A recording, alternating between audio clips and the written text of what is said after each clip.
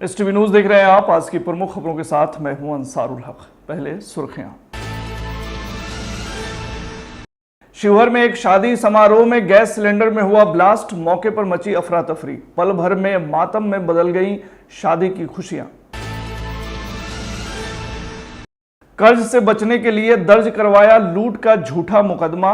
Motihari police ने इस फर्जी लूट कांड का कर दिया खुलासा। झूठा मुकदमा दर्ज करवाने के जुर्म में पुलिस ने किया गिरफ्तार। जनता के दरबार में जिला प्रशासन कार्यक्रम का मोतिहारी में हुआ आयोजन। कुल 84 मामलों की हुई सुनवाई, शीघ्र समाधान का दिया गया निर्देश। एक बड़े ट्रक को अंग्रेजी शराब के साथ मोतिहारी पुलिस ने पकड़ा। कुल 214 पेटी अंग्रेजी शराब बरामद। मेहसी थाना क्षेत्र का है मामला।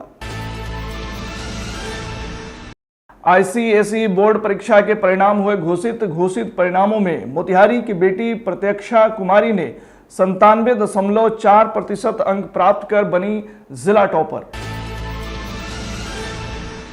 जिला परिषद पूर्वी चंपारण की बैठक में लिए गए अहम निर्णय। अतिक्रमण और बकाया किराया पर होगी सख्त कार्रवाई। केंद्र सरकार द्वारा जातिगत जनगणना कराने के फैसले पर एनडीए के लोग अब थपथपा रहे हैं अपनी पीठ। प्रेस कॉन्फ्रेंस आयोजित कर मोदी जी को दी बधाई।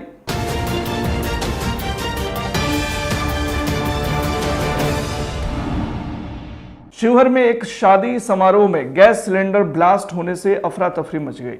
खबर के मुताबिक जिले के फतेहपुर थाना क्षेत्र स्थित कहतरवा गांव में एक शादी समारोह उस समय मातम में बदल गया जब वहां खाना बनाते वक्त गैस सिलेंडर में अचानक ब्लास्ट हो गया। गनीमत यह रही कि इस हादसे में किसी की जान नहीं गई, लेकिन विस्फोट के कारण मौके पर भीषण आग लग गई। आग इतनी तेजी से फैली कि देखते ही देखते पूरा शादी का पंडाल, घर और तमाम चीजें जलकर राख हो गईं। खबर है कि इस हादसे में लाखों रुपए की संपत्ति का नुकसान हुआ है और गांव में कोहराम मच गया है। मिली जानकारी के अनुसार कहतरवा गांव निवासी सुरेश शाह की बेटी की शादी की तैयारियां जोरों पर थी। बारात आने ही वाली थी। गांव के लोग भोजन कर रहे थे। इसी बीच अचानक गैस सिलेंडर फट गया। धमाका इतना तेज था कि पास पड़ोस के लोग दहशत में आ गए। आग ने शादी का पूरा पंडाल, फर्नीचर, कपड़े, खाद्य सामग्री, बर्तन सहित तमाम चीजों को अपनी चपेट में ले लिया। आग पर काबू पाने के लिए अग्निशमन विभाग की कई गाड़ियां मौके पर भेजी गईं, लेकिन तब तक सब कुछ जल चुका था। बताया गया है कि शादी की सारी खुशियां पल भर में राख में तब्दील हो गईं। हालांकि बारात पहुंचने से पहले ही कार्यक्रम स्थगित करना पड़ा था, लेकिन अच्छी बात यह रही कि बाद में सिर्फ कम संख्या में ही बाराती पहुंचे और आखिरकार बिटिया की शादी संपन्न हो गई। घटना की सूचना मिलते ही फतेहपुर थाना अध्यक्ष कोमल रानी मौके पर पहुंची और राहत कार्यों की निगरानी शुरू की। पुलिस ने घटनास्थल की घेराबंदी कर जांच शुरू कर दी है। यहाँ पे खाना बन रहा था, गांव का लोग खाना खा रहे थे। जब खाना परसा गया तो इसी कारण में हम लोग सब खाना खिलाने के लिए तैयार थे और उधर चावल बन रहा था। चावल बनते हुए में सिलेंडर में आग लगा। जब सिलेंडर में आग लगा तो अफरा तफरी में हम लोग बुझाने की कोशिश किए, लेकिन वो बुझा नहीं। तो सभी आदमी भागा। 2 से 3 मिनट में सिलेंडर में जब विशाल आग धरा तो उसके बाद क्या हुआ कि जब सिलेंडर तरीके देर में ब्लास्ट किया, जब ब्लास्ट किया तो आग पूरा फैल गया तो सभी आदमी भागा। लेकिन एक ही महिला जो घर में थी, सिर्फ एक महिला, तो सब भाग गया।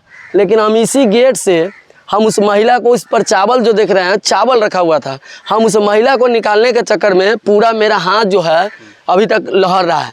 लेकिन हम उनको कहें नानी जल्दी भागा ना तो यही में रह जाएगा। लेकिन उनका हम निकाले, आई पूरे घर में आग फूट गया। तो भाई तो सब भाग गया, लेकिन हम उनको लेके भागे रोड पर और रोड पर से आए। लेकिन हम लोग प्रयास किए, लेकिन आग कब्जा में नहीं हुआ ना। एक गाड़ी आया हुआ था, एक गाड़ी बाराती आया हुआ था। ठीक है, बाराती आए, बाराती को भी मालूम हुआ कि आग लग गया है तो बेचारा अपना लोग चौक चौराहा पर रुके। कुछ बाराती यहाँ दूरा पे भी आए, अपना कोशिश भी किए बुझाने के, लेकिन ऐसा हुआ नहीं। लेकिन प्रशासन का सहयोग मिला। हाँ, अग्नि विभाग वाले आए, अपना आग बुझाने के बाद शादी समारोह का जो कार्यक्रम था वो संपन्न हुआ या? हाँ, शादी हो गया। मोतिहारी पुलिस ने एक फर्जी लूट कांड का खुलासा किया है। वहीं इस मामले में झूठा मुकदमा दर्ज कराने वाले को भी गिरफ्तार किया गया है। खबर है कि जिले के केसरिया थाना क्षेत्र में लूट की एक घटना के नाम पर दर्ज कराए गए मुकदमे का पुलिस ने सफलतापूर्वक खुलासा करते हुए इस कथित कांड को पूरी तरह फर्जी और मनगढ़ंत पाया है। पुलिस अनुसंधान में यह स्पष्ट हो गया है कि पूरा मामला एक साजिश के तहत बनाया गया था, जिसका उद्देश्य केवल कर्ज से बचने और सहानुभूति प्राप्त करना था। वहीं इस झूठे मुकदमे को दर्ज कराने के आरोप में वादी राहुल गिरी को गिरफ्तार कर लिया गया है। जानकारी के अनुसार घटना की शुरुआत 30 अप्रैल 2025 को हुई, जब ग्राम गोछी निवासी राहुल गिरी ने केसरिया थाना में एक लिखित आवेदन दिया। अपने आवेदन में राहुल गिरी ने बताया कि वह दोपहर लगभग 2 बजे गोछी केसरिया रोड पर अपाची मोटरसाइकिल से जा रहे थे। तभी 3 हथियारबंद अपराधियों ने उन्हें घेर लिया और जबरन 2 लाख रुपए लूट लिए। आवेदन के आधार पर केसरिया थाना में प्राथमिकी दर्ज की गई और मामले को गंभीरता से लेते हुए त्वरित कार्रवाई की शुरुआत की गई। सहायक पुलिस अधीक्षक पकड़ी दयाल चकिया के नेतृत्व में गठित विशेष टीम ने इस मामले की गहराई से जांच शुरू की। वादी के मोबाइल की कॉल डिटेल्स, लोकेशन तथा अन्य इलेक्ट्रॉनिक साक्ष्य और घटनास्थल के आसपास के सीसीटीवी फुटेज का विश्लेषण किया गया। जांच के दौरान पुलिस को कई संदिग्ध तथ्य मिले। आखिरकार साक्ष्यों के आधार पर यह उजागर हुआ कि राहुल गिरी पर पहले से ही कई लोगों का भारी कर्ज था। 30 अप्रैल की दोपहर तक उसे कुछ लोगों को रकम लौटानी थी, लेकिन रकम की व्यवस्था नहीं हो पाने के कारण उसने अपने ऊपर लूट का नाटक रच दिया। 30 तारीख को आवेदक राहुल गिरी ने एक आवेदन दिया कि उनके 2 लाख रुपए 3 लोगों ने अपाचे से आकर लूट लिया है। पहले इनको धक्का देकर खेत में गिराया, फिर हथियार दिखाकर इनके पैसे लूट लिए।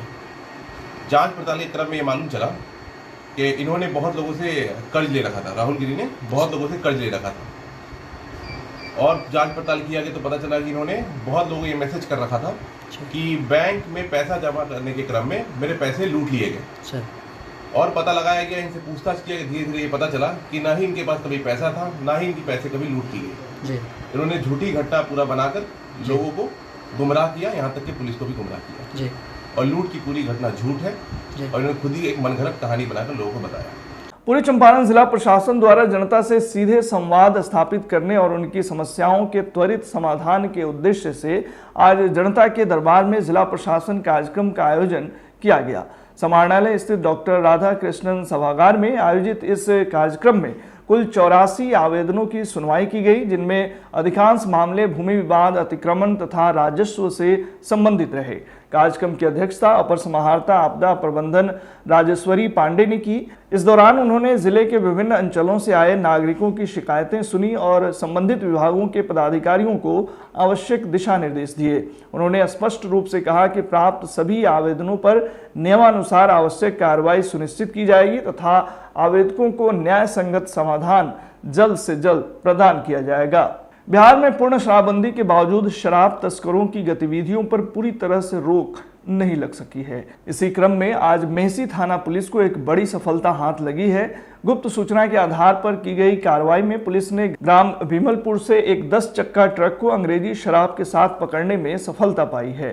ट्रक से कुल 214 पेटी अंग्रेजी शराब जब्त किया गया है, जिसकी अनुमानित मात्रा 1926 लीटर बताई जा रही है। खबर के मुताबिक पुलिस को यह सूचना मिली थी कि मेहसी थाना अंतर्गत भीमलपुर गांव के रास्ते शराब की एक बड़ी खेप तस्करी के माध्यम से लाई जा रही है।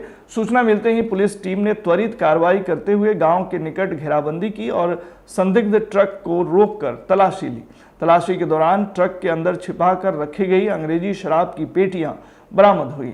वहीं इस कार्रवाई के दौरान ट्रक के ड्राइवर रामबाबू दास रसूलपुर जुनैदा थाना मोतीपुर का रहने वाला बताया जा रहा है, जिसको मौके पर ही गिरफ्तार कर लिया गया।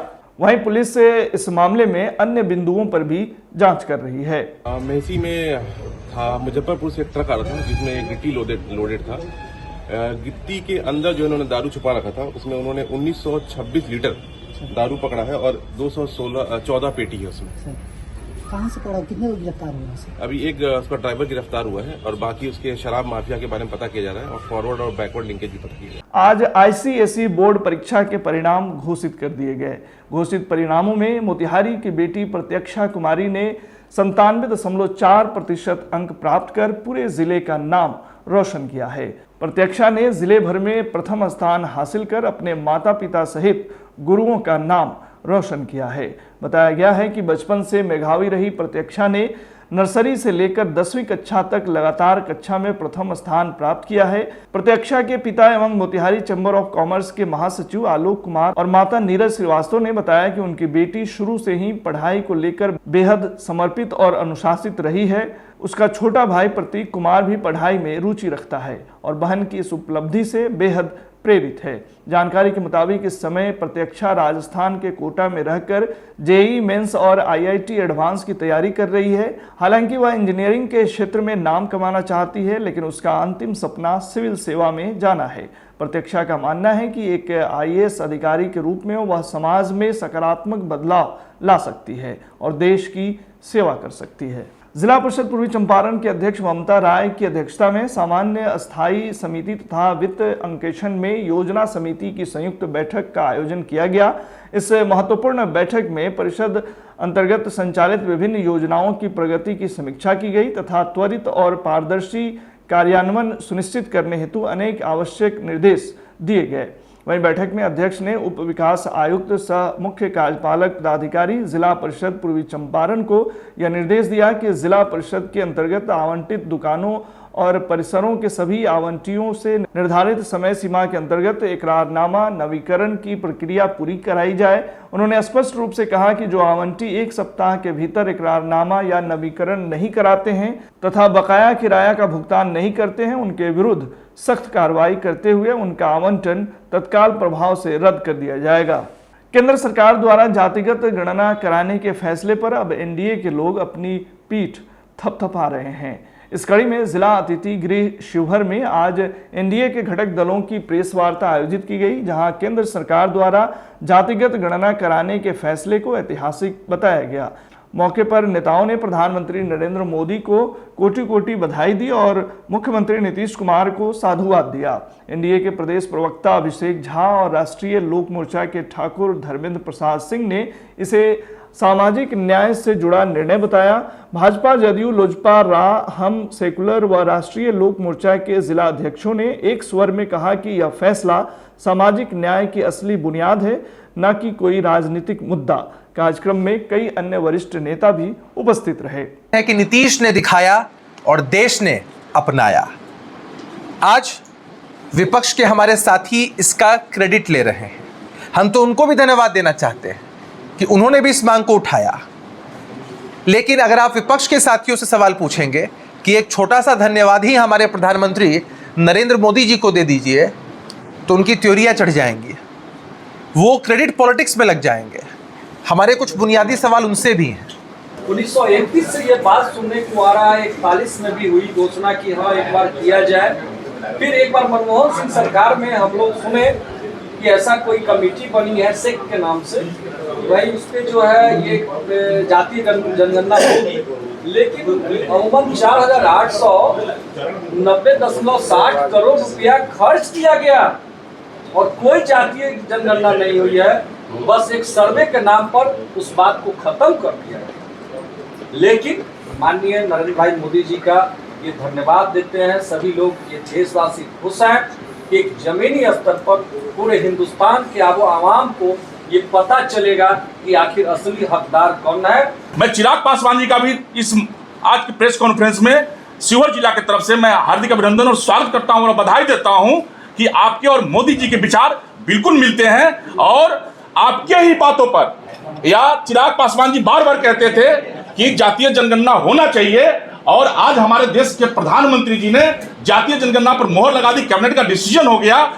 राहुल गांधी जी घूम घूम करके जातीय जनगणना का एक ख्याली पर उनको लगता था कि शायद यह सरकार नहीं कर पाएगी, लेकिन जहां आपकी जिन राज्यों में सरकार है वहां आप क्यों कतराते रहे। नरेंद्र मोदी जी ने सबका साथ सबका विकास के संकल्पों के साथ जातीय जनगणना कराने की घोषणा की है। इससे बहुत बड़ा सामाजिक उत्थान होगा, देश को एक नई ताकत मिलेगी और यह किसी जाति और धर्म के खिलाफ नहीं है। आज के बुलेटिन में फिलहाल इतना ही। तमाम खबरों और डिबेट्स के लिए जुड़े रहिए STV न्यूज़ के साथ।